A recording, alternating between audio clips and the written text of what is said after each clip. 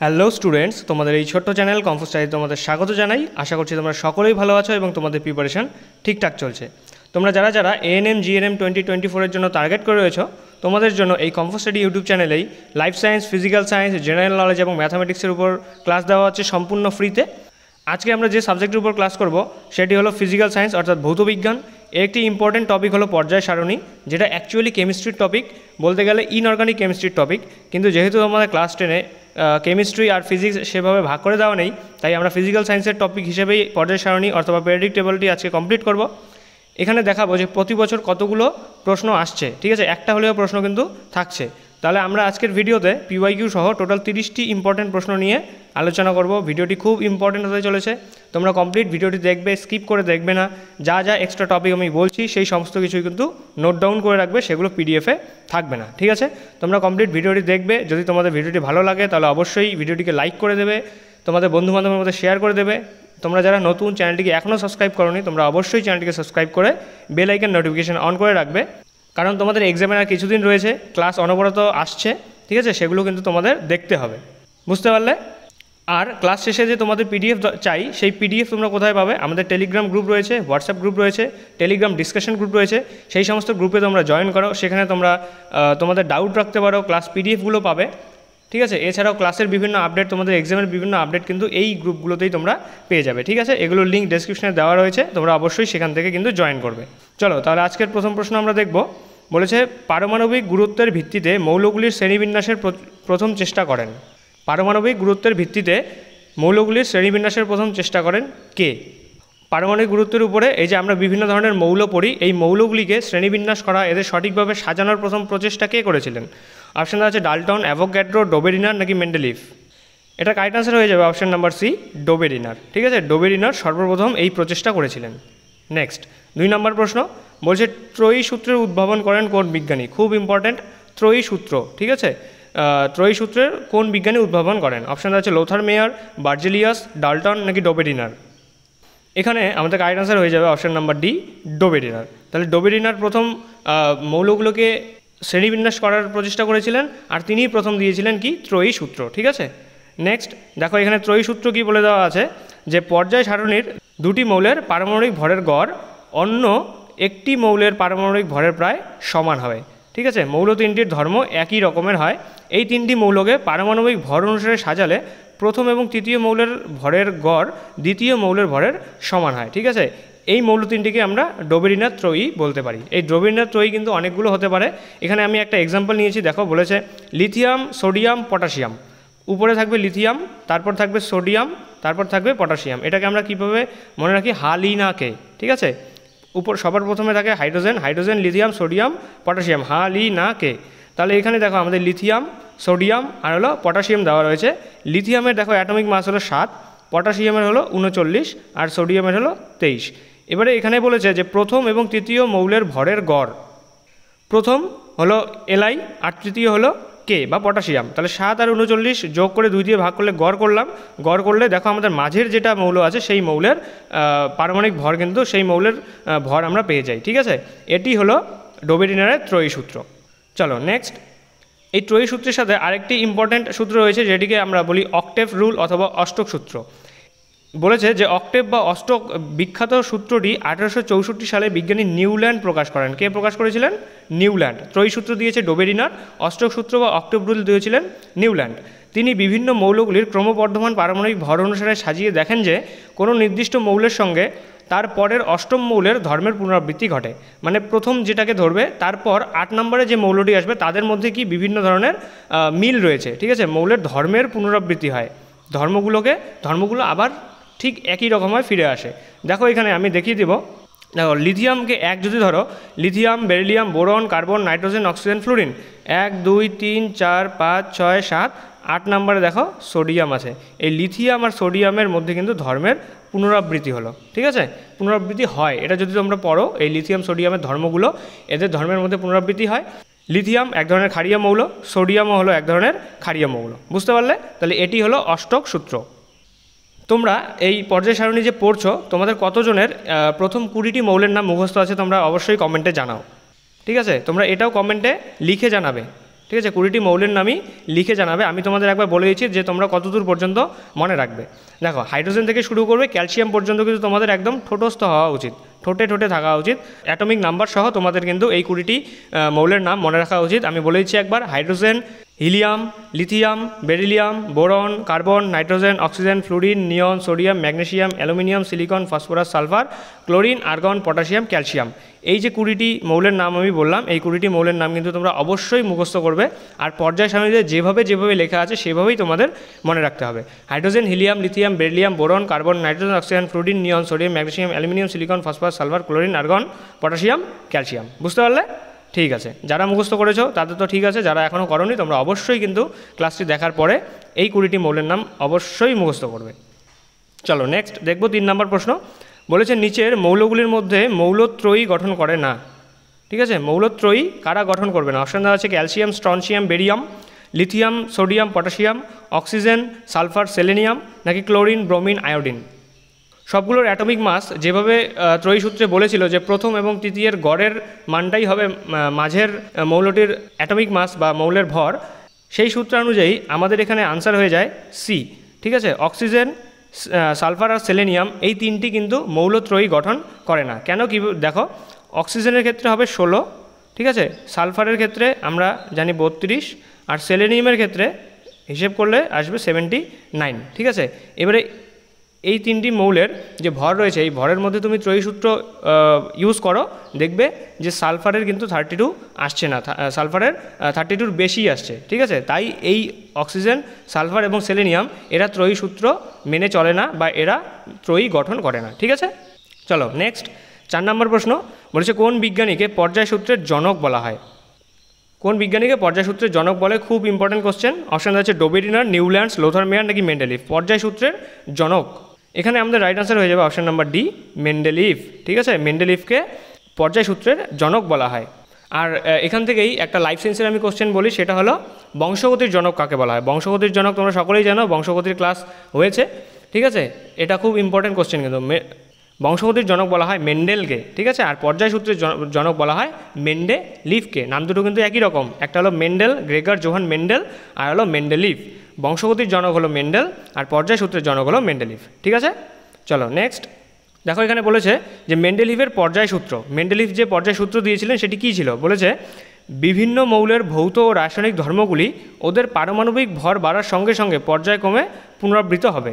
অর্থাৎ যদি মৌলগুলোকে তাদের পারমাণবিক ভর বৃদ্ধির ক্রম অনুসারে সাজানো হয় তাহলে দেখা যাবে যে একই ধর্মের মৌলগুলো নিয়মিত ব্যবধানে পুনরাবৃত্তি হয়। তোমাদের আমি বলে দিলাম যে lithium, beryllium, boron, carbon, nitrogen, oxygen, fluorine, ঠিক আছে, নিয়ন, তারপরে শেষে আসে এখানে সোডিয়াম।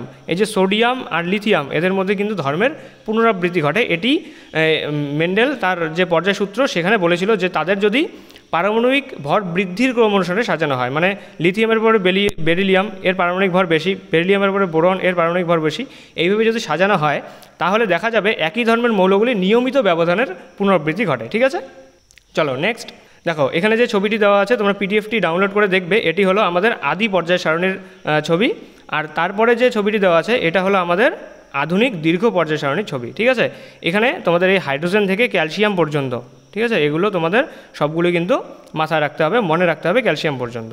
তোমরা পিডিএফটি ডাউনলোড করবে, তারপর এখান থেকে কিন্তু মুখস্থ করতে পারবে। এখানে দেখো অ্যাটমিক নাম্বার কার কী রয়েছে সেগুলো দেওয়া আছে, আর এদের নামও নিচে নিচে দেওয়া আছে। ঠিক আছে, চলো নেক্সট 5 নম্বর প্রশ্ন। বলেছে মেন্ডেলিফের আদি পর্যায় সারণীতে মৌলের সংখ্যা কত ছিল? আদি পর্যায় সারণী, এই যে আমরা পর্যায় সারণীটি দেখলাম আদি পর্যায় সারণী, এই পর্যায় সারণীতে মৌল কতগুলো ছিল সেটা আমাদের বলতে হবে। দেখো এখানে অপশান দেওয়া আছে 63টি, 73টি, 53টি, নাকি 83টি। ইম্পর্টেন্ট কোশ্চেন, এখানে রাইট আনসার হয়ে যাবে অপশান নাম্বার এ, 63টি। ঠিক আছে, মেন্ডেলিফের আদি পর্যায় সারণীতে মৌলের সংখ্যা ছিল 63টি। নেক্সট 6 নম্বর প্রশ্ন। বলেছে মেন্ডেলিফের পর্যায় সারণীতে কোন মৌলগুলির অস্তিত্ব ছিল না? মেন্ডেলিফের পর্যায় সারণীতে কোন মৌলগুলির অস্তিত্ব আগে ছিল না? অপশান দেওয়া আছে সন্ধিগত মৌলের, ক্ষার ধাতুর, নিষ্ক্রিয় গ্যাসের, নাকি হ্যালোজেন মৌলের। এখানে রাইট আনসার হয়ে যাবে অপশান নাম্বার সি, নিষ্ক্রিয় গ্যাসের সেখানে কোনো অস্তিত্ব ছিল না মেন্ডেলিফের পর্যায় সারণীতে। ঠিক আছে, নেক্সট 7 নম্বর প্রশ্ন। বলেছে কোন মৌলের জোটটি নিক্টোজেন গ্রুপের অন্তর্গত? বিভিন্ন গ্রুপের নাম দেওয়া রয়েছে, নিক্টোজেন, চ্যালকোজেন, হ্যালোজেন, ঠিক আছে, নোবেল গ্যাস, এই সমস্ত যে গ্রুপ রয়েছে গ্রুপগুলো কিন্তু খুব ইম্পর্ট্যান্ট। এখানে কোশ্চেনে বলেছে নিক্টোজেন গ্রুপের অন্তর্গত কারা কারা। অপশান দেওয়া আছে nitrogen, phosphorus, oxygen, fluorine, chlorine নাকি সোডিয়াম, পটাশিয়াম। এখানে আমাদের রাইট আনসার হয়ে যাচ্ছে অপশান নাম্বার এ, নাইট্রোজেন এবং ফসফরাস। ঠিক আছে, নাইট্রোজেন ফসফরাস হলো নিক্টোজেন গ্রুপের অন্তর্গত, আর এদের যে গ্রুপের নাম্বার সেটা হলো 15। ঠিক আছে, আর 16 নম্বরে যারা আছে তাদেরকে আমরা চ্যালকোজেন বলবো, 17 নম্বরে হ্যালোজেন, আর 18 নম্বরে বলবো নোবেল গ্যাস। আর এখানে দেখো সোডিয়াম আর পটাশিয়াম যে আছে এটি হলো ক্ষার ধাতু। ঠিক আছে, এই যে ফ্লুরিন আর ক্লোরিন এটা হলো হ্যালোজেন। ঠিক আছে, নেক্সট স্লাইডে দেখো সম্পূর্ণটা লিখে দেওয়া রয়েছে। দেখো ক্ষার ধাতু গ্রুপ নাম্বার 1, এর মধ্যে কী কী আছে, লিথিয়াম, সোডিয়াম, পটাশিয়াম আরও রয়েছে। ক্ষারীয় মৃত্তিকা ধাতু হলো গ্রুপ নাম্বার 2, মুদ্রা ধাতু হলো গ্রুপ নাম্বার 11, তারপরে হলো নিক্টোজেন ধাতু হলো group number 15, chalcogen group number 16, halogen group number 17, আর নিষ্ক্রিয় গ্যাস হলো গ্রুপ নাম্বার 18, যাদেরকে আমরা নোবেল গ্যাসও বলে থাকি। ঠিক আছে, চলো 8 নম্বর প্রশ্ন বলেছে আধুনিক পর্যায় সারণীর ভিত্তি হলো। আধুনিক পর্যায় সারণী যে তৈরি করা হয়েছে কিসের উপর ভিত্তি করে? অপশান দেওয়া আছে পারমাণবিক গুরুত্ব, পরমাণু ক্রমাঙ্ক, ভর সংখ্যা নাকি নিউট্রন সংখ্যা। এটা খুব ইম্পর্টেন্ট কোশ্চেন, স্টার মার্ক দিয়ে রাখো।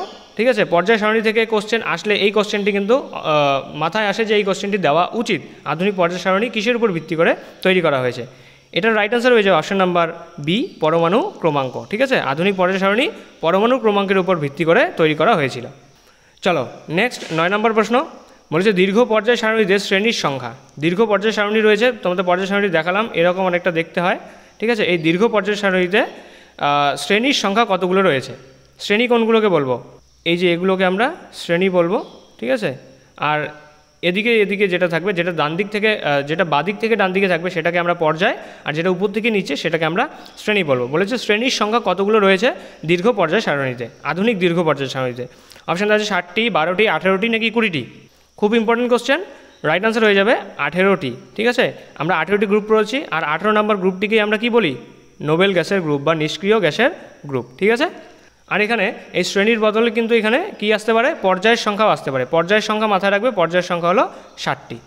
চলো নেক্সট 10 নম্বর প্রশ্ন বলেছে ক্ষার ধাতুগুলি আছে দীর্ঘ পর্যায় সারণীর। দীর্ঘ পর্যায় সারণীর কত নং শ্রেণীতে ক্ষার ধাতুগুলি আছে? আমি তোমাদের আগের 4টিতেই দেখিয়ে দিলাম যে ক্ষার ধাতুগুলি দীর্ঘ পর্যায় সারণী কোন শ্রেণীতে রয়েছে। এখানে তোমরা সঠিক আনসার করতে পারবে আশা করছি সকলেই। তবু আমি তোমাদের অপশানগুলো বলেছি, দেখো 1 নং শ্রেণীতে, 2 নং শ্রেণীতে, 13 নং শ্রেণীতে নাকি 15 নং শ্রেণীতে। এটা সকলেই কিন্তু সঠিক করতে হবে, কারণ আমি তোমাদের বলেই দিয়েছি। যদি তোমরা মনোযোগ সহকারে ক্লাসগুলো করো তাহলে কিন্তু তোমরা নিশ্চয়ই এটার আনসার করতে পারবে। ঠিক আছে, আনসার দিয়েছো তোমরা, এটার রাইট আনসার হয়ে যাবে 1 নং শ্রেণীতে। ঠিক আছে, ক্ষার ধাতুগুলি থাকে 1 নং শ্রেণীতে, আর ক্ষারীয় মৃত্তিকা ধাতুগুলি থাকে 2 নং শ্রেণীতে। বুঝতে পারলে? চলো আমরা 10টি প্রশ্ন করে নিয়েছি।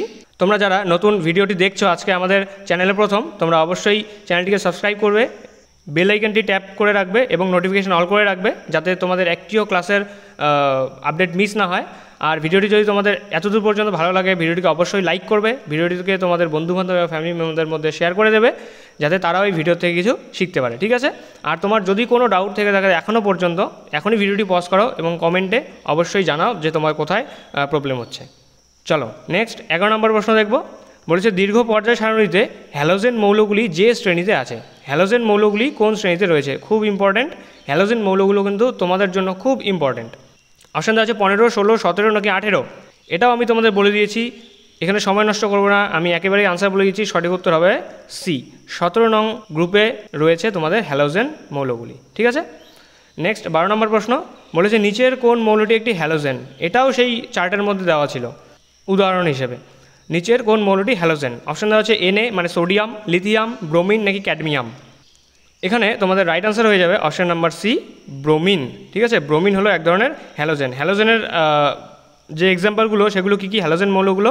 এক হলো ফ্লোরিন, ক্লোরিন, ব্রোমিন, আর হলো আয়োডিন। ঠিক আছে, এগুলো হলো তোমাদের হ্যালোজেন মৌল, যেটা তোমাদের মনে রাখতে হবে। আর এখানে সোডিয়াম হলো গিয়ে তোমাদের ক্ষার ধাতু, লিথিয়ামও হলো ক্ষার ধাতু। ঠিক আছে, চলো নেক্সট দেখো 13 নম্বর প্রশ্ন বলেছে নিচের কোন মৌলটি চ্যালকোজেন? এটাও তোমাদের হয়েছে। চ্যালকোজেন কত নং গ্রুপ? সেটা হলো 16 নং গ্রুপ চ্যালকোজেন। চ্যালকোজেনের পরে আসে হ্যালোজেন, আর 15 নঙে যেটা থাকবে সেটা হলো নিক্টোজেন। এখানে নিয়ন তো হবেই না, কারণ নিয়ন হলো নোবেল গ্যাস, কার্বনও হচ্ছে না, বোরনও হচ্ছে না। সঠিক উত্তর হবে তোমাদের এখানে SE, সেলেনিয়াম। ঠিক আছে, সেলেনিয়াম হলো গিয়ে তোমাদের চ্যালকোজেন মৌলের অন্তর্গত। এখানে চ্যালকোজেনের এক্সাম্পলগুলো যেগুলো রয়েছে সেগুলো হলো অক্সিজেন, সালফার, SE আর হলো TE। এটাকে আমরা কিভাবে মনে রাখি? ওল্ড, স্টাইল, সে, টি, আর শেষে একটা আসে পিও, পোলোনিয়াম, এটা হলো টিপো। ওল্ড স্টাইলসে টিপো, এটাকে আমরা 16 নং গ্রুপ এভাবে মনে রাখি, ওল্ড স্টাইলসে টিপো। যদি তোমাদের এই ট্রিকগুলো দরকার হয় যে কিভাবে তোমরা গ্রুপগুলোর যে মৌলগুলো সেই মৌলগুলোর নাম মনে রাখবে, যদি তোমাদের দরকার হয় তোমরা অবশ্যই বলবে, আমি তাহলে একটা সুন্দর PDF বানিয়ে দিয়ে দেবো এর উপরে, ঠিক আছে? তোমরা কিন্তু অবশ্যই কমেন্টে জানাবে যদি তোমাদের প্রয়োজন হয়। চলো 14 নম্বর প্রশ্ন দেখব। বলেছে নিচের কোনটি সন্ধিগত মৌলের উদাহরণ? অপশান হচ্ছে ক্যালসিয়াম, ম্যাগনেসিয়াম, আয়রন নাকি অ্যালুমিনিয়াম। এখানে তোমাদের রাইট আনসার হয়ে যাবে অপশান নাম্বার সি, আয়রন। ঠিক আছে, আয়রন হলো একটি সন্ধিগত মৌলের উদাহরণ। সন্ধিগত মৌল কোনগুলো দেখো পর্যায় সারণীতে সুন্দর এখানে দেওয়া রয়েছে। এখানে দেখো স্ক্যান্ডিয়াম থেকে কপার পর্যন্ত, তারপর ইট্রিয়াম থেকে আর্জেন্টাম পর্যন্ত, তারপর হলো ল্যান্থানাম থেকে অরাম পর্যন্ত। এই সবগুলো হলো কি সন্ধিগত মৌল। যদি পিডিএফটি তোমরা ডাউনলোড করো, এই যে লাল কালারের যে বক্সে দেওয়া আছে, এই বক্সের যতগুলো মৌল দেওয়া আছে সবগুলি হলো সন্ধিগত মৌল। ঠিক আছে, এই যে 3টি দেওয়া আছে লাল কালারের বক্সে, এই 3টি বক্সের মৌলগুলি তোমরা এটা কিন্তু মাথায় রাখবে। আমাদের এখানে দেখো এই যে ফেরাস, এটা হলো এক ধরনের সন্ধিগত মৌল। বুঝতে পারলে?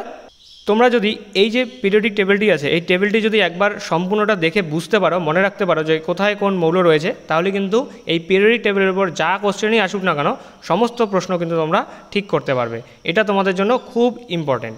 আজকে তোমরা এই পিরিয়ডিক টেবিলটি সম্পূর্ণ দেখবে আর 20টা পর্যন্ত কিন্তু নাম একদম মুখস্থ করবে। চলো নেক্সট 15 নম্বর প্রশ্ন। বলেছে নিচের কোনটি একটি মুদ্রা ধাতু? মুদ্রা ধাতু খুব ইজি কোশ্চেন, এটা আমরা যদি না পড়ে থাকি পর্যায় সারণী তবুও আমরা এটার আনসার করতে পারবো। অপশান দেওয়া আছে iron, Fe, silver, Ag, aluminium, Al নাকি নিকেল, Ni। মুদ্রা ধাতু সোনা, রূপা এগুলোকেই তো আমরা মুদ্রা বলি। এখানে কী দেওয়া আছে? সিলভার দেওয়া আছে, রূপা, তাহলে আমাদের রাইট আনসার হয়ে যাবে অপশান নাম্বার বি। ঠিক আছে, সিলভার হলো বা সিলভার বা আর্জেন্টাম Ag হলো একটি মুদ্রা ধাতু। এবারে তোমরা একটা বলো তো আমাদেরকে, যে সোনা যে আছে, ঠিক আছে, এই যে সোনা গোল্ড এর সংকেত কি হবে? তোমরা অবশ্যই এখনই কমেন্টে জানাও। লিখেছ? সোনার যে সংকেত সেটি হলো Au, যেটাকে আমরা কি বলে থাকি? অরাম। ঠিক আছে, আর সিলভারকে আমরা বলে থাকি Ag, আর্জেন্টাম। ঠিক আছে, চলো নেক্সট 16 নম্বর প্রশ্ন। বলছে পারমাণবিক ব্যাসার্ধ যে এককে প্রকাশ করা হয়। পারমাণবিক ব্যাসার্ধ খুব ছোট হয়, এটিকে কোন এককে প্রকাশ করা হয়? অপশান দেওয়া আছে ফার্মি, অ্যাংস্ট্রম, সেন্টিমিটার নাকি মিলিমিটার। এখানে রাইট আনসার হয়ে যাবে অপশান নাম্বার বি, অ্যাংস্ট্রম। ঠিক আছে, পারমাণবিক ব্যাসার্ধ, পরমাণুর যে ব্যাসার্ধ আমরা পরিমাপ করি সেটাকে অ্যাংস্ট্রম এককে প্রকাশ করা হয়। নেক্সট 17 নম্বর প্রশ্ন বলেছে যে অ্যাংস্ট্রমের চিহ্নটা দেখো কীরকম, আর হলো সেন্টিমিটার, cm, এর মধ্যে সম্পর্ক কী? অপশান আছে 1 angstrom equals to 10 to the power -10 centimetre, 1 angstrom equals to 10 to the power -12 centimetre, 1 angstrom equals to 10 to the power -8 centimetre, নাকি 1 angstrom equals to 10 to the power -15 centimetre. দেখো এটা right answer হয়ে যাবে option number C, 1 angstrom equals to 10 to the power -8 centimetre. আমরা কি জানি যে 1 angstrom equals to 10 to the power -10 metre. ঠিক আছে, এটা আমরা জানি। এবারে মিটারকে যখন আমরা সেন্টিমিটারে প্রকাশ করি তখন কি করি? 100 দিয়ে গুণ করে দিই। তাহলে ইকুয়ালস টু 10 টু দি পাওয়ার -10কে যদি তুমি 100 দিয়ে গুণ করো, মানে 10 টু দি পাওয়ার 2 গুণ করো, তাহলে এটা সেন্টিমিটারে হয়ে যাবে। তাহলে 10 to the power -10কে 10 to the পাওয়ার -2 দিয়ে গুণ করলে আমাদের যেটা আসবে সেটা হলো 10 টু দি পাওয়ার -8 সেন্টিমিটার। ঠিক আছে, যদি তোমরা মিটারটা মনে রাখো সেখান থেকে সেন্টিমিটার বের করতে পারবে, আর যদি সেন্টিমিটার বের করো সেখান থেকে তোমরা মিটারটাও বের করতে পারবে। চলো নেক্সট 18 নম্বর প্রশ্ন। বলেছে কোনো পর্যায়ের বাম দিক থেকে ডান দিকে অগ্রসর হলে মৌলের পারমাণবিক ব্যাসার্ধ ক্রমশ কী হবে? মানে বাম দিক থেকে এই যে একটা পর্যায় সারণী, ঠিক আছে, এই পর্যায় সারণীর ডান দিক থেকে যদি তুমি বাঁ দিকে যাও তাহলে পারমাণবিক ব্যাসার্ধ যে মৌলগুলো রয়েছে তাদের পারমাণবিক ব্যাসার্ধের মধ্যে কী পরিবর্তন দেখা দেবে? অপশান দেওয়া আছে বাড়বে, কমবে, একই থাকবে, নাকি প্রথমে বাড়বে তারপরে কমবে। এটা সঠিক উত্তর হয়ে যাবে অপশান নাম্বার বি, কমবে। ঠিক আছে, তাহলে যদি বাঁ দিক থেকে ডান দিকে যাওয়া যায় তাহলে মৌলের পারমাণবিক ব্যাসার্ধ ক্রমশ কমবে। এবারে কেন কমবে সেটা তোমাদের আমি এক্সপ্লেনেশন দিয়ে দিচ্ছি। এটার এক্সপ্লেনেশনটা আমি তোমাদের পর্যায় সারণী যে ছবি আছে সেটার মাধ্যমে বুঝিয়ে দিচ্ছি। দেখো ছবিটিতে চলে যাই। এই দেখো এই যে পর্যায় সারণী, এখানে আমাদের বাঁ দিক থেকে যদি আমরা ডান দিকে যাই তাহলে পারমাণবিক ব্যাসার্ধ কী পরিবর্তন হবে? ঠিক আছে, দেখো বাঁ দিক থেকে সোডিয়াম থেকে যখন আমরা আর্গনের দিকে যাব তখন পর্যায় কিন্তু একই থাকবে। কত নম্বর পর্যায়? সেটা হলো 3 নম্বর পর্যায়। শ্রেণী চেঞ্জ হবে কিন্তু পর্যায় একই থাকবে। যেহেতু পর্যায় একই থাকবে তাই সেখানে কিন্তু কোনো এক্সট্রা যে ইলেকট্রনীয় কক্ষপথ, ইলেকট্রনগুলো অ্যাড হলে এক্সট্রা করে এক একটা কক্ষপথ অ্যাড হয়, এই কক্ষপথ কিন্তু অ্যাড হবে না, যেহেতু পর্যায় একই। তাহলে এই যে আমরা যে বাদিক থেকে ডান দিকে যাব, সেখানে কি ইলেকট্রন তো বাড়বে, ইলেকট্রন বাড়বে, প্রোটনও বাড়বে। এবারে যখন ইলেকট্রন বাড়বে, ইলেকট্রনগুলি একই কক্ষপথের মধ্যে অবস্থান করবে, ঠিক আছে? ইলেকট্রনগুলো একই কক্ষপথের মধ্যে অবস্থান করবে। আর যেহেতু পরমাণু ক্রমাঙ্ক বাড়বে, দেখো এর পরমাণু ক্রমাঙ্ক এখানে একটা দেওয়া আছে, এর থেকে আর্গনের পরমাণু ক্রমাঙ্ক বেশি বা ক্লোরিনের পরমাণু ক্রমাঙ্ক কিন্তু বেশি। তাহলে পরমাণু ক্রমাঙ্ক যত বাড়বে তার মধ্যে প্রোটনের সংখ্যাও তত বাড়বে, তাহলে ধনাত্মক চার্জ তত বাড়বে। এই প্রোটন সংখ্যা যখন বাড়বে নিউক্লিয়াসে, তখন এই যে বাইরে যে ইলেকট্রনগুলোকে আছে, এই ইলেকট্রনগুলোকে নিউক্লিয়াস খুব সহজেই আকর্ষণ করতে পারবে, নিজের কাছে ধরে রাখতে পারবে, ঠিক আছে? তাই কি হবে, যখন বাদিক থেকে আমরা ডান দিকে যাব, তখন কিন্তু এই ইলেকট্রনের উপর যে আকর্ষণ বলটা বেশি হচ্ছে নিউক্লিয়াসে, তার জন্য এর সাইজটা ধীরে ধীরে ধীরে ধীরে ছোটো হয়ে যাবে, ঠিক আছে? জেনারেলি যা হয় সেটা হলো ছোটো হয়ে যায়। বুঝতে পারলে? এটাই হলো এই বাদিক থেকে ডান দিকের কারণ। এবারে উপর থেকে নিচের দিকেও একটা ট্রেন্ড রয়েছে, যে কি হয়, উপর থেকে যখন নিচের দিকে নামবে তখন কিন্তু পারমাণবিক ব্যাসার্ধ বৃদ্ধি পাবে। এটার পিছনেও একটি লজিক রয়েছে, আমি তোমাদের বলে দিচ্ছি না। উপর থেকে নিচের দিকে যখন নামবে তখন কি হবে, এখানে পর্যায় চেঞ্জ হবে, শ্রেণী একই থাকবে অথবা গ্রুপ একই থাকবে। যেহেতু পর্যায় চেঞ্জ হবে তাই আমাদের একটা করে এক্সট্রা করে ইলেকট্রন কক্ষপথ সেখানে অ্যাড হবে, ঠিক আছে? না, এখানে এক একটা করে এক্সট্রা করে ইলেকট্রন অ্যাড হবে। তার জন্য এই ইলেকট্রনগুলো, যত ইলেকট্রন বাড়বে, পরমাণু ক্রমাঙ্ক যত বাড়বে, ইলেকট্রন বাড়বে, প্রোটন বাড়বে, ইলেকট্রন যত বাড়বে সেগুলো বাইরের কক্ষপথের দিকে, মানে বাইরের কক্ষপথগুলিতে অবস্থান করবে, ঠিক আছে? আর এই ইলেকট্রনগুলো নিউক্লিয়াস থেকে কিন্তু ক্রমশ দূরে চলে যাচ্ছে। তাই জন্য নিউক্লিয়াস সেই বাইরের, একদম বাইরের কক্ষপথগুলোর যে ইলেকট্রন আছে সেই ইলেকট্রনগুলোকে সঠিকভাবে আকর্ষণ করতে পারে না। এছাড়াও আমরা জানি সেম আধানযুক্ত কণা কী করে, পরস্পরকে বিকর্ষিত করে। তাহলে এই যে আগের কক্ষপথগুলো রয়েছে, এখানে আরও অনেকগুলো কক্ষপথ রয়েছে, বাইরের কক্ষপথের আগে নিউক্লিয়াসের সাথে যে কক্ষপথগুলো রয়েছে সেই কক্ষপথেও ইলেকট্রন থাকবে। আর এই ইলেকট্রনগুলো বাইরের কক্ষপথগুলোকে কি করবে, বাইরের কক্ষপথের ইলেকট্রনগুলোকে বিকর্ষণ করবে, মানে বাইরের দিকে ঠেলে দেবে। তাই জন্য উপর থেকে যত আমরা নিচের দিকে নামি, ধীরে ধীরে কী হবে, পারমাণবিক ব্যাসার্ধ তত মৌলগুলির বাড়তে থাকে। এটা হলো এই উপর থেকে নিচে পারমাণবিক ব্যাসার্ধের পেছনের কারণ। তাহলে আমরা দুটি বুঝলাম, বাদিক থেকে ডান দিকে গেলে কেন পারমাণবিক ব্যাসার্ধ কমে, আর উপর থেকে নিচের দিকে নামলে কেন পারমাণবিক ব্যাসার্ধ বাড়ে। বুঝতে পারলে তোমরা? ঠিক আছে, চলো তাহলে আমাদের কোশ্চেন নাম্বার কত ছিল? 18 নম্বর প্রশ্ন আমরা করে নিলাম। এবারে আমাদের 19 নম্বর প্রশ্ন বলেছে, যে কোনো পর্যায়ের মৌলগুলির ক্ষেত্রে কাদের আয়নায়ন শক্তি সবচেয়ে বেশি?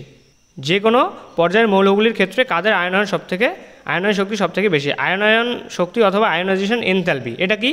কোনো একটি মৌলর বাইরের যে কক্ষপথ রয়েছে সেই কক্ষপথ থেকে ইলেকট্রন বের করে নেওয়ার জন্য যে শক্তি দেওয়া হয় সেই শক্তিটিকে আমরা আয়নায়ন শক্তি বলি। বলেছে কোন পর্যায়ের মৌলগুলির ক্ষেত্রে আয়নায়ন শক্তি সবচেয়ে বেশি হবে? অপশান দেওয়া আছে নোবেল গ্যাস, হ্যালোজেন মৌল, ক্ষার ধাতু নাকি ক্ষারীয় মৃত্তিকা ধাতু। এটা খুব ইম্পর্ট্যান্ট আর ইজি, রাইট আনসার হয়ে যাবে option number A, Nobel gas. কেন? কারণ নোবেল গ্যাসের বাইরের কক্ষপথে 8টা ইলেকট্রন অলরেডি থাকে, আর সমস্ত মৌলই চায় তার যে ইলেকট্রনিক কনফিগারেশন রয়েছে, ইলেকট্রনের বিন্যাস রয়েছে, সেটি যেন নোবেল গ্যাসের মতন হয়। অর্থাৎ বাইরের কক্ষপথে 8টি অথবা 2টি থাকবে, 2টি ইলেকট্রন থাকবে, ঠিক আছে? তাহলে ওরা কি হবে, স্থায়ী হয়ে যাবে। তাহলে নোবেল গ্যাসের যেহেতু অলরেডি 8টি ইলেকট্রন রয়েছে বাইরের কক্ষপথে, তাহলে তারা নোবেল গ্যাস কি স্থায়ী, এরা ইলেকট্রন লুজও করতে যাবে না, এরা ইলেকট্রন গেইনও করতে যাবে না। তাই জন্য এই নোবেল গ্যাস থেকে যদি আমরা বাইরের কক্ষপথ থেকে একটি ইলেকট্রন বের করতে চাই তাহলে আমাদের সবথেকে বেশি পরিমাণ শক্তি দিতে হয়। আর এই যে ক্ষার ধাতু রয়েছে সোডিয়ামের কক্ষপথে কতটি ইলেকট্রন থাকে? 11টি। তাহলে আমরা যদি এটা শ্রেণীবিন্যাস করি তাহলে আমাদের 2, 8 আর 1 এরকম হয় ইলেকট্রনের শ্রেণীবিন্যাস। এই যে বাইরের কক্ষপথে একটি ইলেকট্রন রয়েছে, এই একটি ইলেকট্রন যদি এ বের করে দেয় তাহলে এ কিন্তু 10টি ইলেকট্রন থাকবে এর কক্ষপথে, আর এটি হয়ে যাবে নোবেল গ্যাসের কনফিগারেশন। তাই ক্ষার ধাতুগুলি সবথেকে কম আয়নাইজেশন এনথালপি দেখায়, মানে এদের বাইরের কক্ষপথ থেকে ইলেকট্রন বের করা খুব সহজ হয়, ঠিক আছে? চলো নেক্সট দেখো, এখানে দেওয়া আছে ধর্ম, পর্যায়গত প্রবণতা আর হলো শ্রেণীগত প্রবণতা। ধর্মের মধ্যে পারমাণবিক ব্যাসার্ধ দেওয়া আছে, বাদিক থেকে ডান দিকে যত যাব তত হ্রাস পাবে, পারমাণবিক ব্যাসার্ধ উপর থেকে নিচের দিকে কি হবে, বৃদ্ধি পায়। আয়নায়ন শক্তি বাদিক থেকে ডান দিকে বৃদ্ধি পাবে, ঠিক আছে, আর উপর থেকে নিচের দিকে হ্রাস পাবে। দেখো একটা ছোট বল তোমার হাতে দেওয়া আছে, এবারে কাউকে বলা হলো সেই ছোট বলটিকে তোমার হাত থেকে বের করে নেওয়ার জন্য, তাহলে কি তার শক্তি বেশি প্রয়োজন হবে সেই বলটিকে বের করে নেওয়ার জন্য। তুমি হাতের মধ্যে একদম মুঠি করে ধরে রয়েছো, তাহলে সেটাকে বের করতে বেশি শক্তির প্রয়োজন হবে। আর যদি বলা হয় যে একটা বড় বল এক হাতে ধরে আছো, সেটাকে টেনে তোমার হাত থেকে বের করতে হবে, সেটা কিন্তু কম শক্তি খরচেই কিন্তু বেরিয়ে আসবে। সেরকম একই, যদি পরমাণুর আকার যদি ছোট থাকে তাহলে সেখান থেকে ইলেকট্রন বের করা খুব কঠিন হয়, কারণ নিউক্লিয়াসের যে ধনাত্মক আধানগুলো রয়েছে সেগুলো ইলেকট্রনগুলোকে খুবভাবে আকর্ষণ করে রাখে, তাই সেখানে আমাদের শক্তি বেশি দিতে হয়। তাই বাদিক থেকে ডান দিকে গেলে পারমাণবিক ব্যাসার্ধ যত কমে আয়োনাইজেশন এনথালপি বা আয়নায়ন শক্তি তত বৃদ্ধি পায়। আর উপর থেকে নিচের দিকে যত যাব তত পারমাণবিক ব্যাসার্ধ বেশি হবে আর আমাদের আয়নায়ন শক্তি তত হ্রাস পাবে। ঠিক আছে, তড়িৎ ঋণাত্মকতা এটি হলো বাম দিক থেকে ডান দিকে বৃদ্ধি পাবে। ফ্লুরিনের তড়িৎ ঋণাত্মকতা সব থেকে বেশি হয় আর উপর থেকে নিচের দিকে হ্রাস পাবে। জারণ ক্ষমতা হলো বাদিক থেকে ডান দিকে বৃদ্ধি পায় আর উপর থেকে নিচের দিকে হ্রাস পায়। তড়িৎ ঋণাত্মকতার ক্ষেত্রে বলে রাখি যে উপর থেকে নিচের দিকে হ্রাস পাবে, তাই সিজিয়ামের হলো সব থেকে কম তড়িৎ ঋণাত্মকতা। জারণ ক্ষমতা বললাম বাদিক থেকে ডান দিকে বৃদ্ধি পাবে আর উপর থেকে নিচের দিকে হ্রাস পাবে। বিজারণ ক্ষমতা বাদিক থেকে ডান দিকে হ্রাস পায় আর উপর থেকে নিচের দিকে বৃদ্ধি পায়। ঠিক আছে, জারণ ক্ষমতা কি? জারণ ক্ষমতা হলো ইলেকট্রন গ্রহণের যে প্রবণতা সেটাকে আমরা জারণ ধর্ম বলি, আর ইলেকট্রন ত্যাগের যে প্রবণতা সেটাকে আমরা বিজারণ ধর্ম বলি। এবারে জারণ ক্ষমতা কার বেশি হবে? যার ইলেকট্রন নেগেটিভিটি সবথেকে বেশি। ফ্লুরিনের ইলেকট্রন নেগেটিভিটি সবথেকে বেশি। ফ্লুরিন চায় যে একটি ইলেকট্রন গ্রহণের মাধ্যমে সে কি নোবেল গ্যাসের কনফিগারেশন লাভ করবে, তাই জন্য ফ্লুরিনের জারণ ক্ষমতা সবথেকে বেশি। আর বিজারণ ক্ষমতা সোডিয়ামের ক্ষেত্রে কী হয়, সোডিয়াম চায় যে তার একটি ইলেকট্রন ত্যাগ করে দিয়ে সে কী করবে, নোবেল গ্যাসের কনফিগারেশন অ্যাটেইন করবে, তাই জন্য সোডিয়ামের যে গ্রুপটি রয়েছে সেই গ্রুপের কিন্তু বিজারণ ক্ষমতা বেশি হয়। ঠিক আছে, বুঝতে পারলে? চলো নেক্সট 20 নম্বর প্রশ্ন বলেছে তড়িৎ ঋণাত্মকতার একক হলো। তড়িৎ ঋণাত্মকতার একক কি? খুব ইম্পর্টেন্ট কোশ্চেন। অপশন দেওয়া আছে ইভি, আর্ক, ডাইন নাকি এককবিহীন। মাথায় রাখবে এটার আনসার হয়ে যাবে ডি, এককবিহীন। তড়িৎ ঋণাত্মকতার কিন্তু কোনো একক নেই। চলো 21 বলেছে কোন মৌলটির তড়িৎ ঋণাত্মকতা সবচেয়ে বেশি? তড়িৎ ঋণাত্মকতা সবচেয়ে বেশি, খুব ইম্পর্টেন্ট কোশ্চেন, যতগুলো পারো স্টামাক দিয়ে রাখো আর এটা কিন্তু মাথায় রাখবেই। অপশান আছে fluorine, chlorine, bromine, iodine. Right answer হয়ে যাবে অপশান নাম্বার এ, ফ্লুরিন। ঠিক আছে, পর্যায় সারণীতে যতগুলো মৌল রয়েছে তার মধ্যে সবথেকে বেশি তড়িৎ ঋণাত্মক মৌলটি হলো এফ। ফ্লুরিনের কাছ থেকে কোনো মৌলই ইলেকট্রন ছিনিয়ে নিতে পারবে না, কিন্তু ফ্লুরিন চাইলে অন্য মৌলের কাছ থেকে কিন্তু ইলেকট্রন ছিনিয়ে নিতে পারে। চলো নেক্সট 22 নম্বর প্রশ্ন। আচ্ছা, এই প্রশ্নের সাথে আমি আরেকটি তোমাদের কনসেপ্ট বলে দিতে চাই, সেটা হলো ইলেকট্রন অ্যাফিনিটি। ঠিক আছে, বা ইলেকট্রন আসক্তি, মানে কোন মৌল বেশি ইলেকট্রন গ্রহণ করতে চায়। এক্ষেত্রে আমাদের যে ট্রেন্ডটি দেখা যায় হ্যালোজেন মৌলগুলির ক্ষেত্রে, সেটার ট্রেন্ডটি হয় সিএল, এফ, বিআর আর হলো আই। ঠিক আছে, আর তড়িৎ ঋণাত্মকতার ক্ষেত্রে এফ, সিএল, বিআর আর হলো আই। তাহলে এটা হলো ইলেকট্রন অ্যাফিনিটি আর এটা হলো ইলেকট্রোনেগেটিভিটি, অথবা কি বলবো যেটাকে, এটা হলো ইলেকট্রোনেগেটিভিটি। ঠিক আছে, ইএন, ইলেকট্রোনেগেটিভিটি বা তড়িৎ ঋণাত্মকতা, আর হলো ইলেকট্রন অ্যাফিনিটি অথবা ইলেকট্রন আসক্তি। এই জায়গাটায় কিন্তু অনেকেই ভুল করে। আমি ইউটিউবে অনেক জায়গায় দেখেছি যে ইলেকট্রন আসক্তি এবং ইলেকট্রন নেগেটিভিটি বা তড়িৎ ঋণাত্মকতা, এর মধ্যে কিন্তু অনেকেই অনেক ভুল করে।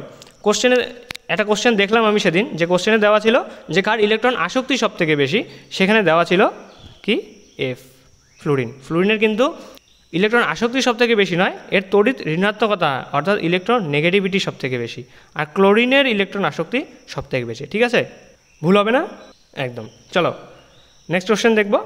22 নম্বর প্রশ্ন বলেছে পারমাণবিক ব্যাসার্ধের সঠিক ক্রমটি হলো। পারমাণবিক ব্যাসার্ধের সঠিক ক্রম কি? এই যে সঠিক ক্রমগুলো, এই সঠিক ক্রম মনে রাখার জন্য কিন্তু তোমাদের পর্যায় সারণীর 20টি মৌলকে অবশ্যই মনে রাখতে হবে। দেখো আবারও আমি বলে দিই কী ছিল সেই 20টি মৌল। Hydrogen, helium, lithium, beryllium, boron, carbon, nitrogen, oxygen. Boron, তারপরে আসে কার্বন, তারপরে নাইট্রোজেন, তারপরে অক্সিজেন। বাদিক থেকে ডান দিকে। এখানে বলেছে পারমাণবিক ব্যাসার্ধের সঠিক ক্রমটি হলো। বাদিক থেকে ডান দিকে গেলে পারমাণবিক ব্যাসার্ধ কী হবে বলো, তোমরা নিজেরাই বলো, কী হবে? কমবে। ঠিক, পারমাণবিক ব্যাসার্ধ তাহলে কমে যদি, তাহলে আমাদের অ্যারোটা হবে এরকম। এবারে এই অ্যারোটা কোথায় আছে খোঁজো, BCNO, আমাদের রাইট আনসার হয়ে যাবে অপশান নাম্বার এ। ঠিক আছে, কার্বনের থেকে বোরন বড়, নাইট্রোজেনের থেকে কার্বন বড়, আর অক্সিজেনের থেকে নাইট্রোজেন বড়। এটা হলো আমাদের পারমাণবিক ব্যাসার্ধের সঠিক ক্রম। নেক্সট দেওয়া আছে ক্ষার ধাতু সমূহের ক্ষেত্রে পারমাণবিক ব্যাসার্ধের সঠিক ক্রমটি কী? ক্ষার ধাতু সমূহ কী কী রয়েছে? ক্ষার ধাতু লিথিয়াম, সোডিয়াম, না, কে আর বি। ঠিক আছে, রুবিডিয়াম, আরবি হলো রুবিডিয়াম, কে হলো পটাশিয়াম। তাহলে এটা কি উপর থেকে নিচের দিকে হচ্ছে? উপর থেকে নিচের দিকে পারমাণবিক ব্যাসার্ধ কী হয়, বাড়ে না কমে? উপর থেকে যত নিচের দিকে যাব পারমাণবিক ব্যাসার্ধ তত বাড়তে থাকবে। তাহলে আমাদের অ্যারোটা হবে এরকম, সবথেকে বড় পারমাণবিক ব্যাসার্ধ হলো রুবিডিয়ামের আর সবথেকে ছোট হলো লিথিয়ামের। এখানে খোঁজো কোথায় আছে, সবথেকে বড় হলো রুবিডিয়াম আর সবথেকে ছোট হলো সোডিয়ামের। তাহলে দেখো, আচ্ছা এখানে আমাদের সিজিয়াম পর্যন্ত দেওয়া আছে, তাহলে আমাদের এখানে আরও একটা মৌল অ্যাড করতে হবে, সেটা হলো caesium. Lithium, sodium, potassium, rubidium, caesium. তাহলে সবথেকে বেশি হলো সিজিয়ামের আর সবথেকে কম হলো সোডিয়ামের। মাঝখানে কে থাকবে, সোডিয়ামের পরে পটাশিয়াম আর পটাশিয়ামের পরে রুবিডিয়াম। তাহলে আমাদের রাইট আনসার হয়ে যাচ্ছে অপশন নাম্বার বি। ঠিক আছে, তাহলে আমাদের সঠিক ট্রেন্ডটি কী হবে, সোডিয়ামের পরে পটাশিয়াম, তারপর রুবিডিয়াম, তারপর সিজিয়াম। উপর থেকে যত নিচের দিকে নামবো পারমাণবিক ব্যাসার্ধ তত আমাদের বাড়তে থাকবে। চলো নেক্সট 24 নম্বর প্রশ্ন দেখব। প্রায় শেষের দিকে আমাদের ক্লাস। ঠিক আছে, আজকের ক্লাসটা একটু বড় হবে, তবু তোমাদের কিন্তু দেখতে হবে, ইম্পর্টেন্ট একটি টপিক তোমাদের জন্য। দেখো 24 নম্বর প্রশ্নে বলেছে আয়নায়ন শক্তির সঠিক ক্রমটি হলো। আয়নায়ন শক্তির সঠিক ক্রম, এটা যদি তোমাদের বের করতে হয় তোমাদের সবার প্রথমে বের করতে হবে যে সাইজ। এবারে এই আয়নায়ন শক্তি যে রয়েছে, আয়নায়ন শক্তির ক্ষেত্রে কিন্তু অনেকগুলো ফ্যাক্টর কাজ করে। ঠিক আছে, তোমাদের এতগুলো মনে রাখার প্রয়োজন নেই। তোমরা এই আয়নায়ন শক্তির ক্ষেত্রে শুধুমাত্র যে ট্রেনটি আমি তোমাদের বলবো এই ট্রেনটি তোমরা মনে রাখবে, আসলে কিন্তু এই ট্রেনটি আসবে, কারণ এখানে তোমাদের হাফ ফিল্ড ফুল ফিল্ড কনফিগারেশন আসবে, যেগুলো তোমরা ক্লাস 10-এ কিন্তু পড়ো না। তাই আমি তোমাদের যেটা ট্রেন্ড এখানে দেখাবো সেই ট্রেনটি যদি তোমরা মনে রাখো তাহলে কিন্তু হয়ে যাবে। দেখো আয়নায়ন শক্তির সঠিক ক্রমটি কী, এখানে আমাদের রাইট আনসার হয়ে যাবে option number A, B C. ঠিক আছে, তারপরে ও আসবে, তারপরে এন। দেখো সঠিক ক্রমটি অ্যাকচুয়ালি এরকম হয়, বি, তারপরে হলো সি, তারপরে হলো এন, তারপরে হলো বিসি ও, তারপরে আসে এন। ঠিক আছে, বোরন, কার্বন, অক্সিজেন, তারপর আসে নাইট্রোজেন। কারণ নাইট্রোজেন এখানে হলো হাফ ফিল্ড, তাই এর থেকে ইলেকট্রন বের করা খুব কঠিন হয়। তারপর অক্সিজেন থাকে, তারপর কার্বন, তারপর হলো বোরন। ঠিক আছে, বোরন সবথেকে বড় সাইজে, তাই জন্য এর থেকে ইলেকট্রন বের করা খুব সহজ হয়। তাই বি বা বোরনের আয়নায়ন শক্তি সবথেকে কম। আর নাইট্রোজেন যেহেতু হাফ ফিল্ড থাকে, হাফ ফিল্ডে এরা স্থায়ী প্রকৃতির হয়, স্টেবল হয়, তাই এর থেকে ইলেকট্রন বের করা খুব কঠিন হয়, অর্থাৎ আয়নায়ন শক্তি বেশি প্রয়োজন হয়। ঠিক আছে, এটা সঠিক ক্রম এরকমও হতে পারে, আবার এটাও কিন্তু তোমাদের যেটা আমি লিখে দিলাম এটাও তোমাদের দিয়ে দিতে পারে। তোমরা শুধু এভাবে মনে রাখবে, দুটোই কিন্তু মনে রাখবে, দুটো ট্রেন্ডই মনে রাখবে, যে কোনো একটা তোমাদের এক্সামে দিয়ে দেবে। চলো নেক্সট 25 নম্বর প্রশ্ন বলেছে নিচের কোনটি জারণ ধর্মের সঠিক ক্রম। জারণ ধর্ম কি, ইলেকট্রন গ্রহণ করার প্রবণতা, এটা হলো জারণ ধর্ম। কার জারণ ধর্ম সবথেকে বেশি হবে, এখানে আমাদের রাইট আনসার হয়ে যাবে অপশন নাম্বার ডি, ফ্লুরিনের জারণ ধর্ম সবচেয়ে বেশি। ফ্লুরিন মাইনাসে থাকতে বেশি পছন্দ করে, মানে ফ্লুরিন যে কারো কাছ থেকে ইলেকট্রন টেনে নিতে পারে, ইলেকট্রন বের করে নিয়ে নিতে পারে, তাই ফ্লুরিনের জারণ ধর্ম সবথেকে বেশি। এর ইলেকট্রন যে গ্রহণ করার যে প্রবণতাটা সেটা অনেকটা বেশি, কিন্তু ইলেকট্রন আসক্তি কিন্তু বেশি নয়, ইলেকট্রন আসক্তি বেশি হলো ক্লোরিনের। ঠিক আছে, ইলেকট্রন অ্যাফিনিটি যেটা সেটা ক্লোরিনের বেশি, আর জারণ ধর্ম হলো ফ্লুরিনের বেশি। বুঝতে পারলে? চলো নেক্সট 26 নম্বর প্রশ্ন বলেছে সবচেয়ে ভারী প্রাকৃতিক মৌলটি হলো। প্রকৃতিতে যে সমস্ত মৌল পাওয়া যায় তার মধ্যে সবথেকে ভারী প্রাকৃতিক মৌল কোনটি, সবচেয়ে ভারী মৌল কোনটি? অপশান আছে আয়রন, সিজিয়াম, ফ্রান্সিয়াম নাকি ইউরেনিয়াম। কারেক্ট আনসার হলো ইউরেনিয়াম। ঠিক আছে, ইউরেনিয়াম হলো সবথেকে ভারী মৌল যা প্রকৃতিতে পাওয়া যায়। নেক্সট 27 নম্বর প্রশ্ন বলেছে দুষ্ট মৌল কাকে বলা হয়। খুব ইম্পর্টেন্ট, দুষ্ট মৌল কাকে এবং কেন বলা হয়? অপশান আছে লিথিয়ামকে, হিলিয়ামকে, হাইড্রোজেনকে নাকি ইউরেনিয়ামকে। এটা রাইট আনসার হয়ে যাবে অপশান সি, হাইড্রোজেনকে দুষ্ট মৌল বলা হয়। এই হাইড্রোজেনকে দুষ্ট মৌল বলার পেছনের কারণ নেক্সট স্লাইডে দেওয়া আছে। বলেছে ক্রমবর্ধমান পারমাণবিক গুরুত্ব অনুসারে মৌলগুলিকে পর্যায় সারণীতে সাজাতে গিয়ে মেন্ডেলিভ লক্ষ্য করেন যে 1-এর এ, ঠিক আছে, 1 নম্বর যে শ্রেণী রয়েছে তার যে এ নং শ্রেণীটি রয়েছে সেই শ্রেণীর ক্ষার ধাতুগুলির সঙ্গে হাইড্রোজেনের ধর্মের যেমন বেশ কিছু সাদৃশ্য আছে, তেমনি 7 যে বি শ্রেণীটি রয়েছে, গ্রুপটি রয়েছে, সেখানে হ্যালোজেন মৌলগুলির ধর্মের সঙ্গেও এর কিছু সাদৃশ্য রয়েছে।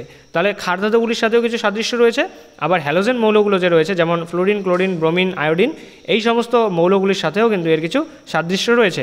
তাই হাইড্রোজেনকে 1A আর হলো 7B উভয় শ্রেণীতেই স্থান দেওয়া যায়। পর্যায় সারণীতে হাইড্রোজেনের সঠিক অবস্থান নির্ণয়ের ক্ষেত্রে মেন্ডেলিভ বেশ কিছু অসুবিধার সম্মুখীন হন বলে হাইড্রোজেনকে তিনি দুষ্টু মৌল বলে অভিহিত করেছেন। তাহলে দেখো হাইড্রোজেনের পর্যায় সারণীতে কিন্তু সঠিক কোনো অবস্থান নেই। এই হাইড্রোজেন বিভিন্ন মৌলের সাথে তার যে ধর্ম আছে সেই ধর্মের মিল দেখায়, তাই জন্য কিন্তু হাইড্রোজেনকে সঠিক কোনো জায়গায় বসানো সম্ভব হয়নি মেন্ডেলিভের ক্ষেত্রে। তিনি বিভিন্ন সমস্যার সম্মুখীন হয়েছিলেন, অসুবিধার সম্মুখীন হয়েছিলেন, তাই তিনি একে দুষ্ট মৌল বলেছিলেন। ঠিক আছে, চলো নেক্সট 28 নম্বর প্রশ্ন বলেছে মৌলের তড়িৎ ঋণাত্মকতা যত বেশি জারণ ধর্ম তত কী হয়। তড়িৎ ঋণাত্মকতা যত বেশি হবে জারণ ধর্ম তত কী হবে। অপশন আছে বেশি, কম, কোনো সম্পর্কই নেই নাকি একই থাকে।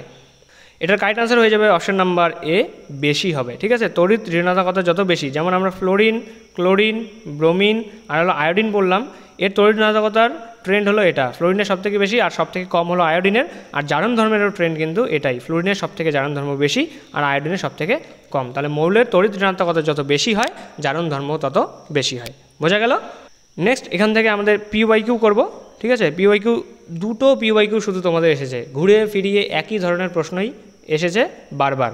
দেখো বলেছে নিম্নোক্ত মৌলগুলির মধ্যে কোনটি সহজে কোনো রাসায়নিক বিক্রিয়ায় অংশগ্রহণ করে না। অপশান হচ্ছে কার্বন, সোডিয়াম, আর্গন নাকি নিকেল। দেখো সেই সমস্ত মৌলেই রাসায়নিক বিক্রিয়ায় অংশগ্রহণ করে যারা ইলেকট্রন বর্জন করে অথবা যারা ইলেকট্রন গ্রহণ করে। যারা ইলেকট্রন বর্জন করে, ঠিক আছে, তাদের ইলেকট্রনগুলো কারা নেয়? যারা ইলেকট্রন গ্রহণ করে। এরা এইভাবে ইলেকট্রন গ্রহণ বর্জনের মাধ্যমে কিন্তু রাসায়নিক বিক্রিয়ায় অংশগ্রহণ করে। কিন্তু সেই সমস্ত মৌল যারা না ইলেকট্রন গ্রহণ করে না ইলেকট্রন বর্জন করে, তারা কিন্তু রাসায়নিক বিক্রিয়ায় অংশগ্রহণ করে না, অর্থাৎ সহজে রাসায়নিক বিক্রিয়া দেখায় না। এই রকম একটি মৌল এখানে দেওয়া আছে, সেটা হলো অপশন নাম্বার সি, আর্গন। ঠিক আছে, যে সমস্ত নোবেল গ্যাস রয়েছে, নোবেল গ্যাসগুলো কী কী? হিলিয়াম, নিয়ন, আর্গন, ক্রিপ্টন, জিনন আর হলো রেডন।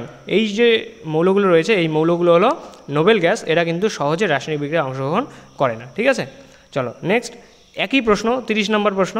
দেখো বলেছে নিম্নলিখিত গ্যাসগুলির মধ্যে কোনটি সাধারণত কোনো রাসায়নিক বিক্রিয়ায় অংশগ্রহণ করে না। একই প্রশ্ন, শুধু অপশানগুলো চেঞ্জ করে দিয়েছে। কী কী দেওয়া আছে? হাইড্রোজেন, নিয়ন, কার্বন ডাইঅক্সাইড নাকি মিথেন। সঠিক উত্তর কী হবে? একদমই ঠিক, বি নাম্বার, নিয়ন, কারণ নিয়ন হলো একটি নোবেল গ্যাস। হিলিয়াম, নিয়ন, আর্গন, ক্রিপ্টন, জেনন, রেডন এরা সবই হলো নোবেল গ্যাসের উদাহরণ। ঠিক আছে, নোবেল গ্যাস মৌল। বুঝতে পারলে? এটা 2021-এ এসেছে শিফট 2-তে, আর এই কোশ্চেনটি এসেছিলো এএনএম জিএনএম 2021 শিফট 1-এ। ঠিক আছে, এই দুটো প্রশ্নই শুধু আমি খুঁজে পেয়েছি। তাই আশা করছি যে তোমাদের এবছরের যে প্রশ্ন 2024-এ এ ধরনেরই খুব ইজি কোশ্চেন দেওয়া থাকবে, যা এই সেট থেকেই তোমরা পেয়ে যাবে, এই পিডিএফ থেকেই তোমরা পেয়ে যাবে। দেখো নেক্সট আমাদের আরেকটি প্রশ্ন রয়েছে, সেটা হলো বামস্তম্ভের সাথে ডানস্তম্ভ মেলানো। এটাও আমরা কোশ্চেন আকারে করে নিয়েছি, এখানে তবু মিলিয়ে দেখাই। দেখো বামস্তম্ভে দেওয়া আছে ক্ষার ধাতু, ক্ষারীয় মৃত্তিকা ধাতু, হ্যালোজেন মৌল, নিষ্ক্রিয় মৌল নাকি চ্যালকোজেন। আর ডানস্তম্ভে দেওয়া আছে অক্সিজেন, নিয়ন, ব্রোমিন, ক্যালসিয়াম আর হলো পটাশিয়াম। তোমরা আগে মিলিয়ে নাও, আগে আনসার বের করবে, তারপর আমি তোমাদের মিলিয়ে দেখাবো। মিলিয়েছ? আনসার লিখেছ? চলো তোমাদের মিলিয়ে দেখাই। দেখো ক্ষার ধাতু হলো পটাশিয়াম, ক্ষারীয় মৃত্তিকা ধাতু হলো ক্যালসিয়াম, হ্যালোজেন হলো কি? ব্রোমিন, নিষ্ক্রিয় মৌল নিয়ন আর চ্যালকোজেন হলো অক্সিজেন। তোমাদের যদি ওই 20টি মৌল আর সেই মৌলগুলি কোন কোন গ্রুপের মধ্যে পড়ছে এগুলো মনে না থাকে, তাহলে কিন্তু তোমরা পিরিয়ডিক টেবিল থেকে কোশ্চেনের আনসার করতে পারবে না। আমি তোমাদের বারবার বলছি পিরিয়ডিক টেবিলটি আজকেই তোমরা খুব ভালোভাবে পড়বে। কোথায় বুঝতে অসুবিধা হয়, কোন জিনিস কীভাবে মনে রাখতে হবে, যদি বুঝতে না পারো তাহলে অবশ্যই কিন্তু তোমরা কমেন্টে অথবা হোয়াটসঅ্যাপ গ্রুপে তোমরা জানাবে। ঠিক আছে, আর আবারও বলছি, যদি তোমাদের ট্রিক দরকার পড়ে, নিমোনিক্স দরকার পড়ে মৌলগুলোর নাম মনে রাখার জন্য, তাহলে তোমরা অবশ্যই কমেন্টে জানাবে, হোয়াটসঅ্যাপে জানাবে, নয়তো বা টেলিগ্রামে জানাবে। ঠিক আছে, তাহলে এবারে দেখি কার সাথে কি আমাদের অপশান ম্যাচ করলো। দেখো ক্ষার ধাতুর সাথে হলো পটাশিয়াম মানে 5, এর সাথে 5, এর সাথে 5 এক জায়গাতে শুধু দেওয়া আছে, এটা হচ্ছে না, এটা হচ্ছে না, এটা হচ্ছে না, রাইট আনসার হলো বি। ঠিক আছে, ক্ষার ধাতু, ক্ষারীয় মৃত্তিকা ধাতু এগুলো সব কিছু আমরা পড়েছি, এখানে আমরা আরেকবার মিলিয়েও নিলাম। ঠিক আছে, তাহলে আজকে আমাদের এই ছিল 31টি প্রশ্ন, পিওয়াইকিউ সহ খুব ইম্পর্টেন্ট 31টি প্রশ্ন। আশা করছি তোমরা সকলেই ভিডিওটি খুব মনোযোগ সহকারে দেখেছো। কতগুলো ঠিক হলো এবার তোমরা অবশ্যই কমেন্টে জানাবে 31টি প্রশ্নের মধ্যে। আর তোমাদের যাদের ভুল হয়েছে, কোন কোন জায়গায় ভুল হয়েছে, কি কি ভুল হয়েছে, সেগুলো তোমরা টেক্সট বুক থেকে অথবা কোনো রেফারেন্স বুক থেকে পড়ে নেবে। যদি সেখান থেকেও বুঝতে না পারো অবশ্যই কমেন্টে জানাবে, হোয়াটসঅ্যাপ গ্রুপ রয়েছে, টেলিগ্রাম গ্রুপ রয়েছে, সেখানে জানাবে। কারণ এক্সামের আর কিছুদিন রয়েছে, যে সমস্ত জায়গায় ভুল হয় সেই সমস্ত জায়গাগুলোই তোমরা যদি সঠিকভাবে পড়ো, সেগুলোকে মনে রাখতে পারো, তাহলে কিন্তু সেই টপিক থেকে, সেই পার্ট থেকে যদি কোনো রকম প্রশ্ন আসে, তাহলে কিন্তু সেগুলো তোমরা একদমই ভুল করবে না। ঠিক আছে, এবারে তোমাদের যেটা করতে হবে সেটা হলো, ক্লাস শেষ হয়ে গেল, তোমরা পিডিএফ ডাউনলোড করবে কোথা থেকে? ডেসক্রিপশানে টেলিগ্রাম গ্রুপের লিঙ্ক দেওয়া আছে, সেখানে যাবে, টেলিগ্রামে জয়েন করবে, আর পিডিএফ তোমরা পেয়ে যাবে। পিডিএফটি ডাউনলোড করে কমপ্লিট পড়ার পর যখন সেকেন্ড লাস্ট পেজে আসবে, তখন এখানে লেখা থাকবে যে কানেক্ট উইথ আস, আমাদের সাথে কীভাবে যুক্ত হতে পারবে। দেখো এখানে ক্লিক হেয়ার লেখা আছে, এই ক্লিক হেয়ারে যদি ট্যাপ করো, সরাসরি আমাদের টেলিগ্রাম গ্রুপ, হোয়াটসঅ্যাপ গ্রুপ, ঠিক আছে, ফেসবুক গ্রুপ, যে সমস্ত গ্রুপ বা চ্যানেল রয়েছে সেই সমস্ত চ্যানেল ও গ্রুপে তোমরা চলে যেতে পারবে। সেখানে জয়েন বা ফলো বাটন জয়েন করলেই কিন্তু আমাদের সাথে সহজেই যুক্ত হতে পারবে। আমি আশা করছি তোমরা সকলেই জয়েন করবে, আমাদের পাশে থাকবে। আমরা তোমাদের পাশে রয়েছি। এক্সাম তোমাদের আর কিছুদিন রয়েছে, ঠিক আছে, এক্সাম অবধি, এক্সামের পর কাউন্সেলিং বিভিন্ন প্রসেস রয়েছে, সব কিছুতেই কিন্তু আমরা তোমাদের পাশে রয়েছি। তোমরাও শুধু চ্যানেলটিকে সাবস্ক্রাইব করে এই সমস্ত গ্রুপগুলোতে ফলো করে জয়েন করে কিন্তু আমাদের সাথে থাকবে, ঠিক আছে। তাহলে আজকের ভিডিও এই পর্যন্তই। তোমরা যারা যারা এখনও ভিডিওটি দেখছো তোমাদের জানাই থ্যাংক ইউ, ঠিক আছে। আশা করছি তোমাদের ভিডিওটি ভালো লেগেছে। যদি ভিডিওটি ভালো লেগে থাকে তাহলে ভিডিওটিকে অবশ্যই লাইক করবে, ঠিক আছে, চ্যানেলটিকে সাবস্ক্রাইব করে বেল আইকন নোটিফিকেশান ট্যাপ করে রাখবে যাতে কোনো নোটিফিকেশান তোমাদের মিস না হয়, ঠিক আছে। আর যদি ভিডিওটি তোমাদের জন্য হেল্পফুল হয়ে থাকে তাহলে অবশ্যই কমেন্টে জানাবে যে ভিডিওটি তোমাদের জন্য হেল্পফুল হয়েছে। আর তোমাদের বন্ধুবান্ধব, ফ্যামিলি মেম্বার যারা ANM GNM 2024 জন্য প্রিপারেশন নিচ্ছে তাদের কাছে অবশ্যই শেয়ার করে দেবে। তোমাদের কাছ থেকে শুধু আমাদের এতটুকুই চাওয়া। তাহলে আজকের ক্লাস এই পর্যন্তই রাখছি। দেখা হচ্ছে পরের ভৌতবিজ্ঞানের আরেকটি ইম্পর্টেন্ট টপিকের উপর ইম্পর্টেন্ট কিছু প্রশ্ন নিয়ে। ততদিনের জন্য বাই, ভালো থাকো, পড়তে থাকো, সুস্থ থাকো।